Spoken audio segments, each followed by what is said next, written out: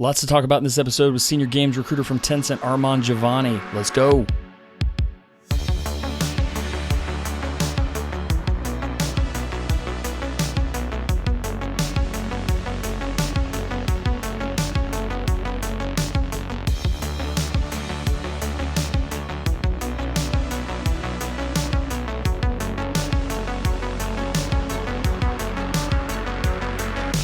Hey, everybody. Welcome back to the Game Industry Job Hunt Podcast, episode 3.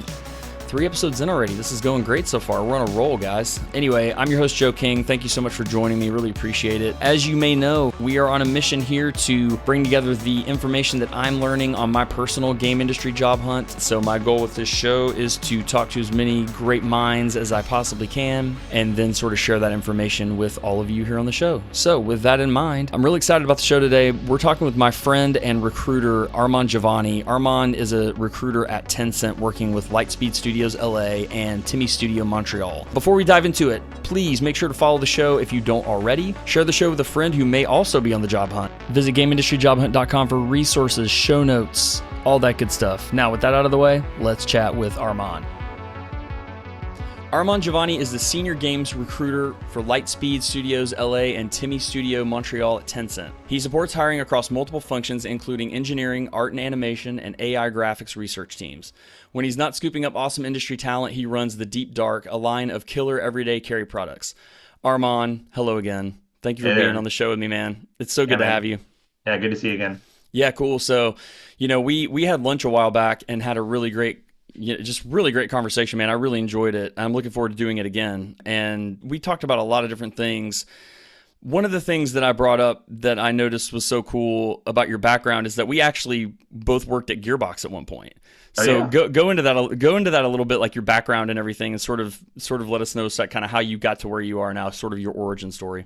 Yeah. I'll try to keep it as succinct as possible. But I went to school for business management. I wanted to open up, being an entrepreneur, so open up like cell phone stores and sort of go my own ticket. But I thought I should go to college because my dad had done that and just sort of was working on the fly. I thought maybe, hey, if I can get some professional training and managing inventories and accounting and things like that, it would only serve us well. So, as I'm in banking and working through college, I realized that the finance industry and maybe even just like entrepreneurial, opening my own venture is probably not what I want to do at the moment, looking for a little bit of a change from there. So I thought gaming was always something I had a passion in, but I'm not a programmer. I don't have any art skills that would be worth paying for and game designer kind of stuff. So I was like, all right, what else can I do? And I had a couple of friends that had gone into software testing, and I was like, okay, I know QA is a good way to break into games. So let me take a couple of courses and learn the lingo and see if I can break in. And so that was kind of my first intro. I landed at Gearbox on their overnight QA team and kind of slowly started to drop everything I was doing as became a headhunter and then a headhunter in games. And kind of went over to the corporate side shortly after. So my first corporate experience was at Gearbox. So they gave me my first games industry experience and then my first corporate recruiting experience and how to manage hiring managers and, kind of long range planning and finance and strategy. And it was really cool. And, then you kind of get that next opportunity with Tencent that's looking to open up North American studios. So my journey was a little bit unique. It started in one direction and I got to pivot and sort of find what I'm good at. I didn't force my way in through things that I'm, not going to be able to contribute to, but, the business side of it and understanding how to account manage and, kind of look at the long opportunities is how I got here.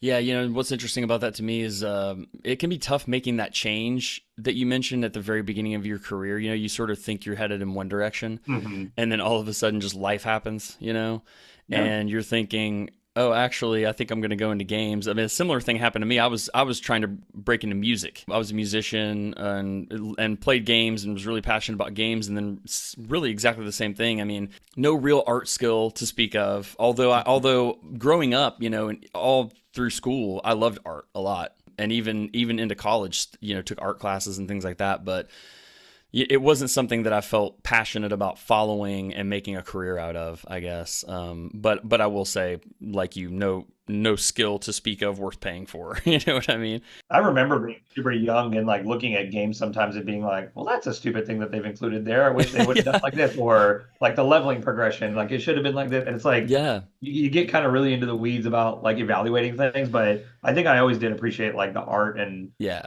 the game design of games, as much as the experience of playing them. Yeah, and it's funny, like you said, trying to find a place in games when you're not an artist or you're not a designer or a Mhm. programmer, you don't really understand, or even in my case, maybe your case, I don't really care about that stuff. I don't like that stuff doesn't excite me. You know what I Oh mean? I yeah. don't really get excited about the idea of programming, I guess. I mean, maybe if I explored it a little more, I would. I don't know. But it's funny to think that there really are so many roles in the games industry that require no skills like that. Yeah. You're still talking about businesses, you're still talking about companies that require recruiters, HR, marketing, operations, all kinds of different stuff, even Yeah. down to office management, things like that. So Yeah. that's a really interesting point that I think I'm hoping with this show we'll have lots of people that are new to the industry and trying to get their foot in the door. Important to remember that there's lots of room, there's lots of different roles and lots of different things that can be done. You don't have to be a programmer or a artist or anything like that. I kind of wish when you were like in elementary school that they kind of opened up your mind towards all of these other jobs and maybe even specifically like leaning into different industries because I think a lot of times when you're growing up it's like doctor or policeman or fireman or astronaut and it's like great huge dreams, those are Yeah, amazing, yeah. but for those of us that maybe don't go that route, is video game development even attainable? And you realize that it's just regular people, it's you don't have to be a killer artist to participate and contribute. And so some stuff like that could just be early education, maybe just more informative of like, hey, if you have an interest in Disney movies or, Fortnite, like here's what every individual job, I mean, this is $1 billion business. Like Yep. these are all the things that go into building something like a Fortnite, right? Yeah. Yeah, I mean, what's really funny is speaking of Fortnite, I didn't realize this until I started in on this job search, but there is an extremely robust, I guess you could say, a community, a sort of subsect of the Fortnite world, for lack of a better term, where there are even game studios now that are being built around creating Fortnite maps and Fortnite games and modes and things like I forget Yep. what it's called.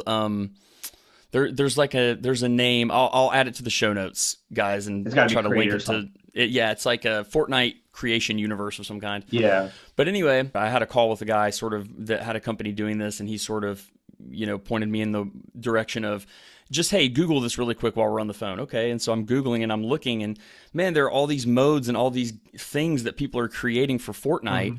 that they're making money on. So that just sort of goes to show you that there are lots of avenues in games, even aside from working at a traditional game studio in one of those traditional roles that we're talking about. I mean, we know full well that a lot of people are using Unity and free versions of Unreal and other various game engines to create their own games, and they Yeah. are they are finding ways to make money doing that, which is really cool. Speaking of money, let me segue into this because I mentioned this the other day when we chatted, and I wanted to bring it up because I thought it was really cool. One thing that we all struggle with, I think, and not just when we're on the job hunt, is figuring out our worth, right? Yeah.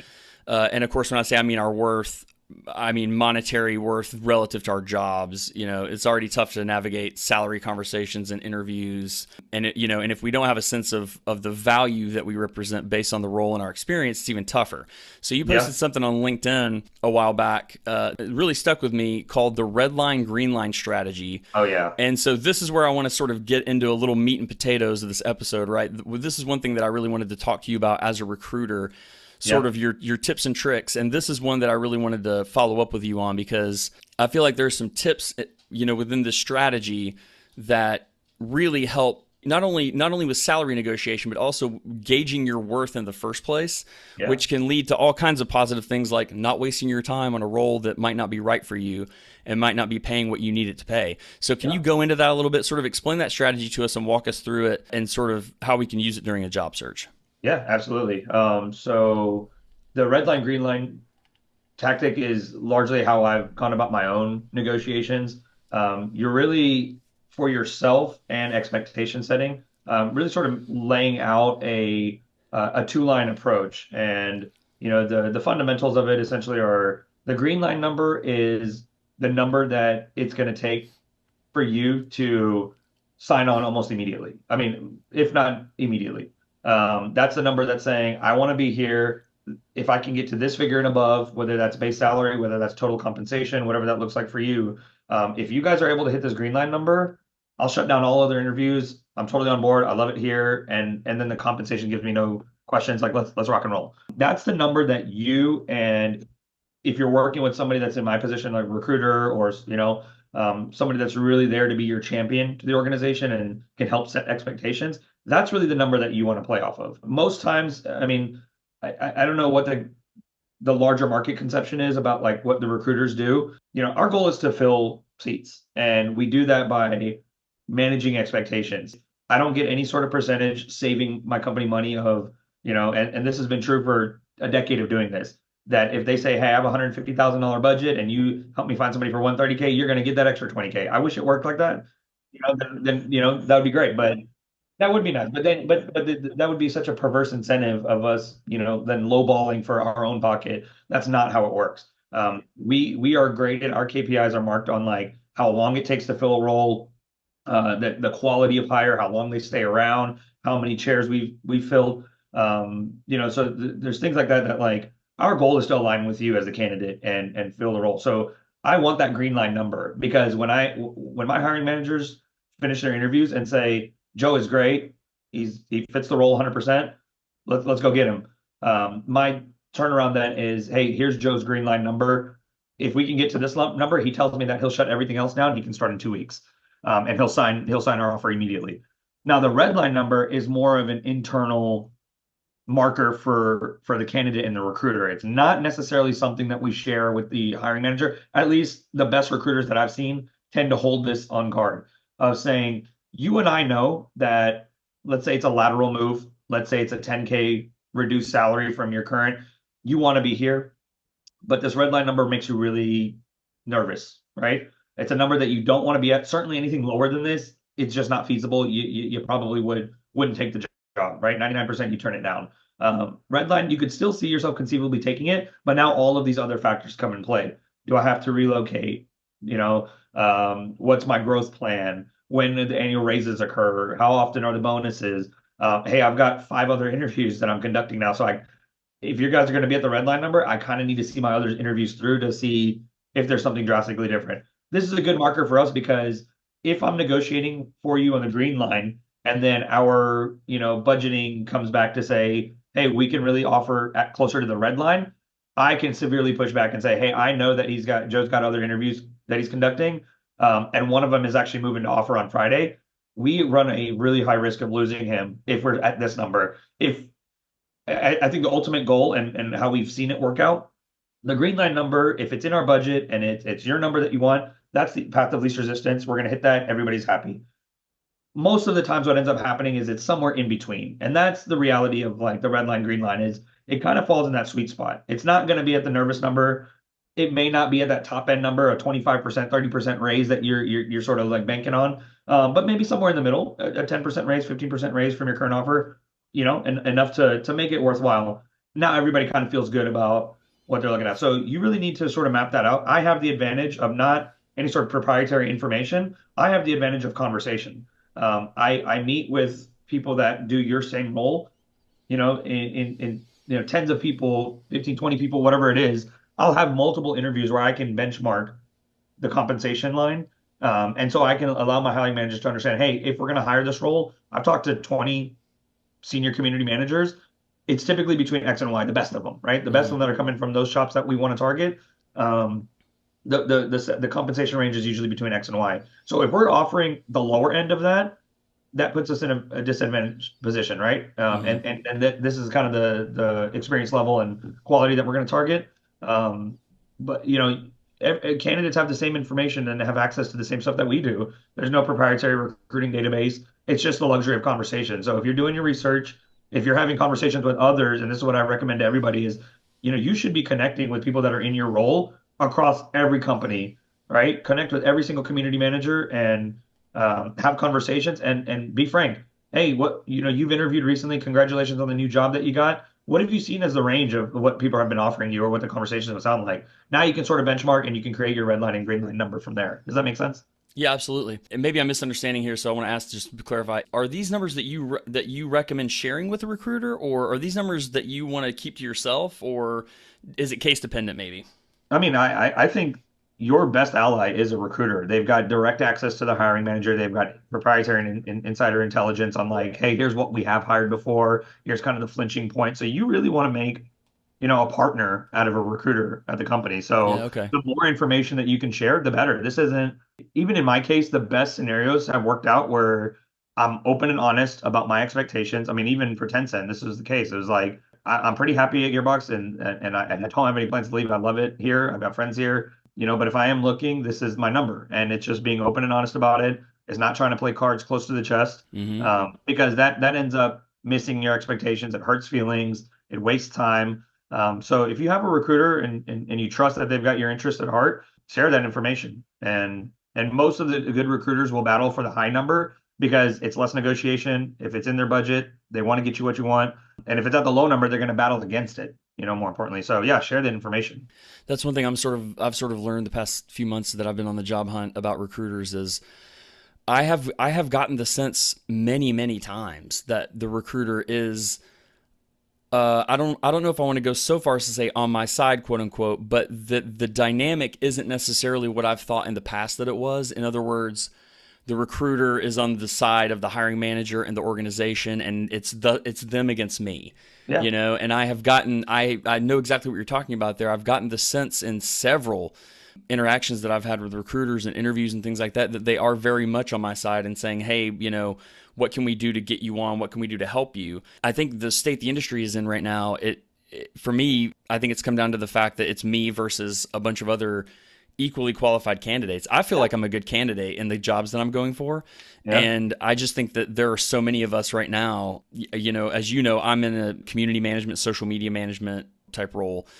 There are so many great community people on the market right now, that are out there looking. And so it's funny that you say that because I do get that same sense that with you saying that and you kind of giving a sampling of sort of the KPIs that recruiters are going for, when you think about it, it is a recruiter's job to fill these positions. Yeah. And so it does them no good to draw hard lines. Yeah, to draw hard lines and to do what you're saying, to, do the opposite of what you're saying, I guess it would be a better way to put it.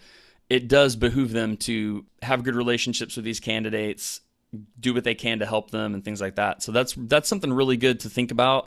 As we're all, those of us that are on the hunt, keep that in mind that, it's not necessarily an adversarial relationship. And in fact, I would dare to say that it's more likely that it's not. I would be so bold to say that if you feel like your recruiter is combative and there's some sort of tension there where you feel like you either got to prove yourself something or, hey, they really my interest at heart, that is probably not your, somebody that you want to be working with. I think across the games industry, especially, I mean, I'm connected to most all of them, and every single feedback that I get from candidates of like, oh, I work with XYZ and I work with her and I work with him.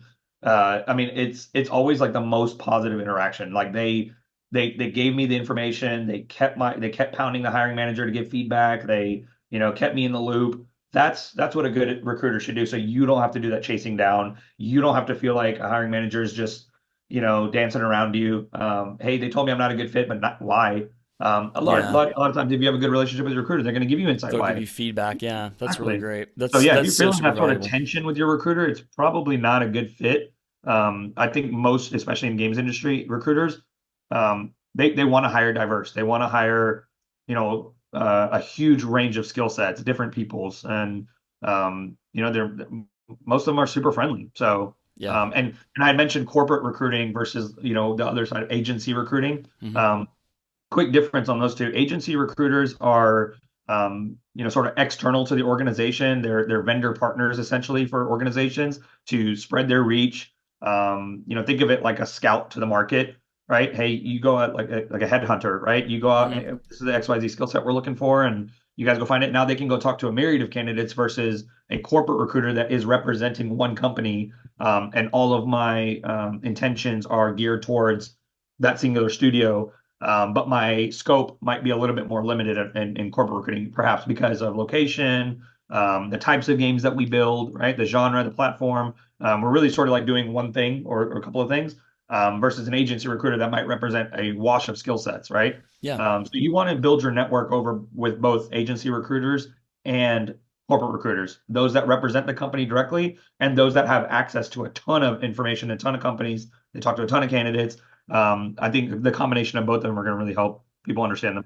I could not agree with you more. I think you're right. You got to spread your resources, fairly widely, and knowing as many corporate recruiters and agency recruiters as you can. I think that's great Yeah. advice. So we don't have a whole lot of time. I don't want to keep you too long, but I do want to give you a chance to talk about the deep dark a little bit, because as we discussed at lunch the other day, we're both sort of, well, really the biggest thing we talked about was backpacks. We're backpack Yeah. nerds, both of us, Yeah. which I know for listeners that may be a new term for you, but yes, us backpack nerds, we are out there. We love Yeah. backpacks. We're here There's and we're ready huge to wear communities. backpacks. You'd Yeah, be totally. impressed. But this is really cool. So yeah, I mean, if you want to talk about that a little bit, I'm sure we have other backpack nerds listening that may not even know until now they're backpack nerds. They may Yeah. not realize that's a thing, and now it's dawning on them. Oh, hey, I'm a backpack nerd. Wow, Yeah. that explains a lot. So tell us about it a little bit. Yeah, there's a universal term that these folks use. It's everyday carry. So it's the gear that you have on you every day, and really it's sort of like an offshoot, maybe a less intense prepper kind of mentality. It's your backpack, it's your overcoat, it's the knives and wallet and cell phone, and it's all the stuff that you keep and how you guard all that stuff. It's kind of more like Boy Scouts, like always be Yeah. prepared, right? Always be It's prepared, yeah. And it's surprising, like as my life has transitioned, I've got kids now, and I've actually changed up my interests completely, compared to maybe 10 years ago. Yeah, So same. I started getting into this because of that nature. Like I had a bunch of student college gear, right? Backpacks and just random stuff that was unintentional. It was just sort of around the house, and I'm finding that like, hey, this doesn't really fit my life now, right? It was good when it was, but it doesn't have to mean more expensive. It can mean more quality. It can mean more expensive. It can mean, a certain theme of stuff that you like to put together, all leather goods or all Yeah. beige color, right? So that's kind of where the fun comes in, is like intentionally designing the stuff that you carry with you all the time. So that's really where this is more of a passion project. I've bought and, sold and, joined forums and communities of everyday carry goods. And I'm a nerd for outdoor gear, and I like hiking and camping and stuff like that. But I kind of wanted to take a swing at building my own thing. So that's where the Deep Dark came in. It's kind of got this cool little moniker to gaming. I think you kind of get like a nerdy feel with it. But it's meant to be a little bit more elevated. It's supposed to be hyper tough. That's the stuff that I want to build. I don't want to keep spending money on backpacks. I want one that can go everywhere. I take it to football. I take it to work. It's my emergency bag in the car, Hmm. and it's got everything in it. So like just tough gear. It's got a little bit of a nerdy flair to it from time to time, and yeah, that's where this came in. So then my first swing at it was a backpack, and it's like a ruck style, weatherproof, rain resistant kind of stuff. And I'm just trying to see a little bit more about how to bring in a market of like gamers. I want this group to get out more. I want this group to like experience other things as well. I'm a gamer myself, and I have other interests and hobbies, and how can we kind of marry those two worlds together? So that's kind of where this Yeah. passion project came We in. need to, we all need to get out and touch grass every now and then, Yeah, right? So this is a yeah, good way to do myself it. included, right? Yeah, I mean, myself included too. And one reason that I bring it up is because I did a post on LinkedIn the other day that's sort of basically addressing the Microsoft layoffs that we had. As we're recording this now, last week Microsoft laid off something like 650 people or Yeah, something like that. And so, when that happens, I kind of tried to impart some of the things that I'm learning just in a LinkedIn post, like, hey, here's a little advice for everybody. Don't freak out. Stay positive. It's not your fault. It's fine. One of the yeah, things that I came up with was try to think of some kind of a hobby or a side hustle or something that you can put some energy into, because it will give you a positive feeling of progress, right?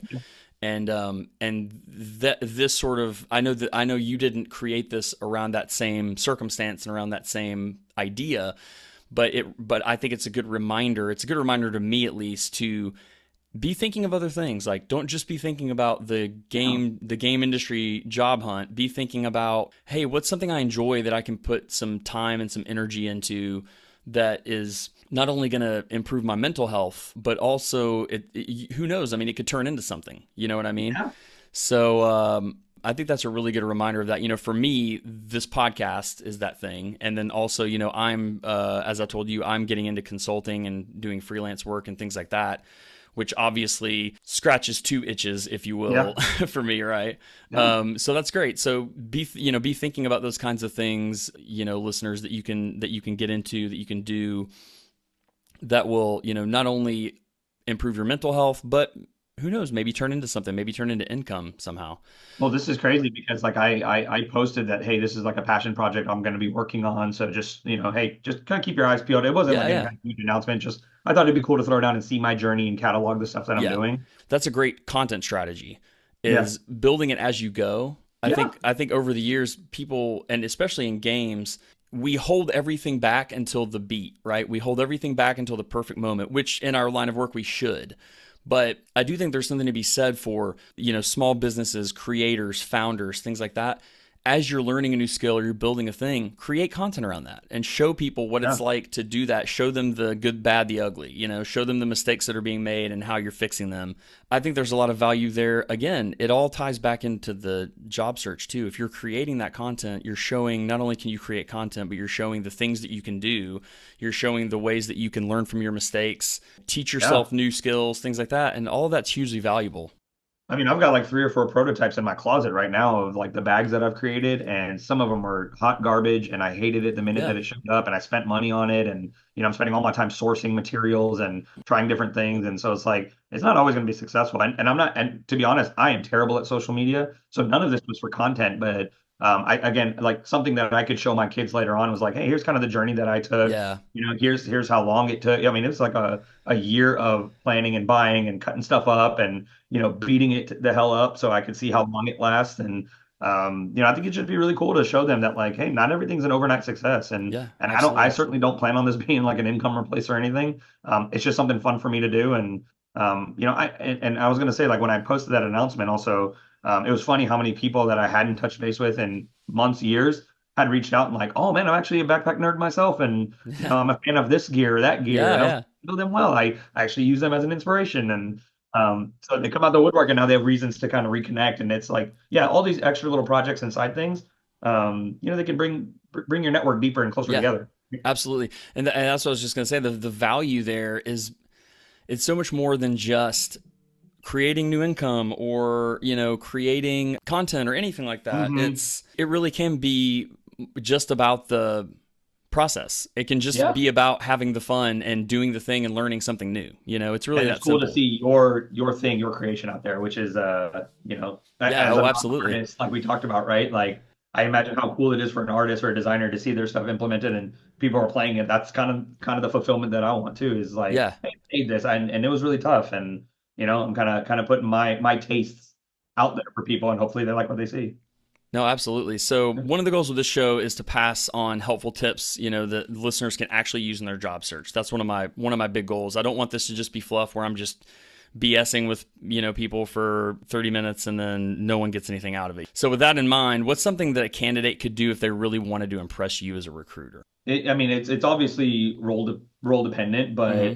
but I think if you have a solid understanding of what you do and why somebody would pay you to do that, if you could be trapped in an elevator with someone and that was your opportunity to land the job, what's that 15, 20 seconds looking like where you could tell them, here's what I do, right? Here's who I am, here's what I do, and this is why I'm the best in my craft, right? Or Yeah. this is why I'm at the top of my field. I think that's always super impressive when somebody has a really good grasp and confidence over what they do. And I mean, I've seen that from interns. I've seen it from folks that are still in school. So this doesn't come with just 20 years of experience and you got to be a director or something. So having a really sure idea about who you are, what you do, being able to discuss really concretely, why you're good at what you do and why somebody would want to hire you, I think is always really impressive. So you got to just continue to practice that elevator pitch that'll open up so many doors for you. And as you get the doors open, some of the interviews you take on will flame out. Some of the investor pitches you do will flame out. But you got to give yourself more opportunities. So that's what I always find super impressive is when somebody has just a grasp on themselves and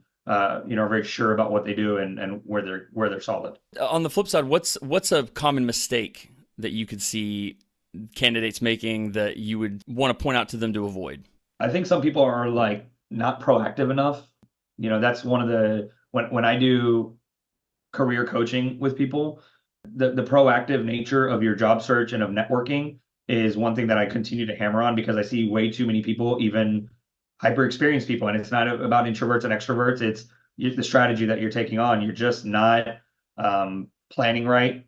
I think you're being too casual and passive with your job search and your networking. And it doesn't have to be for any intention, but if you're just waiting for the job boards to tell you what jobs are open, and you're just waiting for somebody to pick up your application once you apply, and you're just waiting for somebody to give you feedback. I mean, a lot of this like waiting around, especially like you mentioned, there's 20, 30 other people that are stellar at my job, and we're all kind of gunning for the same stuff now. Think about how you get yourself ahead of that race, right?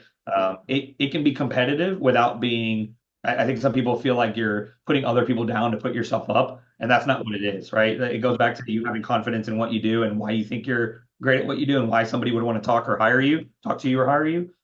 So yeah, just being too passive with their job search, waiting around a lot, and then feeling like it's the market that's not yielding for them when they could follow up, when they can connect proactively, when they can get out there and meet folks. Because that's really where the opportunities are coming in right now. It's through your network. Yep, I would agree wholeheartedly. Through your connections, it's through GDC. It's very, very rarely now going to be in a pool of 800 applicants that come into a job posting. So yeah, 100%. Well, all right. So there you have it, guys. Make sure you are networking, and get that elevator pitch down. Get that tell me about yourself question down. Usually the first one. Get it down and nail it, and that'll go a long way. Arman, thank you again, man. I really appreciate it. This has been so great. I'll have you back on very soon, so everybody expect that. Expect to see Arman Javani returns on the podcast very soon. Really appreciate it. And I do leave my calendar open mostly on Fridays for these types of like career coaching, and I take on interviews with people outside of the industry that want to break in, or folks that have been laid off, or students right now of like, hey, how can I get ahead of my cohort? So I always set aside 30-minute little chats where we can go over like the different types of people you want to network with and how to utilize LinkedIn. Let's take a look at your portfolio. Let's put together a target list of companies and how can I share my network with you. So folks are more than welcome to sign up and that's awesome. Schedule a call if they need some. Yeah, and I'll make sure everybody, as you're hearing this, go to gameindustryjobhunt.com and check out the show notes for this episode. I'll have links to Arman's LinkedIn and the Deep Dark website and everything in there that you need to know to reach out to him. So check that out for sure. But yeah, man, listen, again, buddy, thanks again. I really appreciate it. Yeah. Awesome, man. Good to see you again. Yep. Cheers. All right, everybody, that is going to do it for this episode of the Game Industry Job Hunt Podcast. Want to thank all of you again for listening. Really appreciate it. Of course, big thanks to this episode's guest, Arman Javani from Tencent. Really appreciate it, man. Thank you again. Other than that, hey, connect with me on LinkedIn. Let's chat over there. Let's get to know each other. Also, you can follow me on Twitter at Joe King, JAUXKING. Visit the show website, gameindustryjobhunt.com, for show notes, links, all that good stuff, resources, all kinds of things that I think are going to be really helpful. So check those out. In the meantime, we will see you in the next one. Thanks, guys. Have a good one. Bye.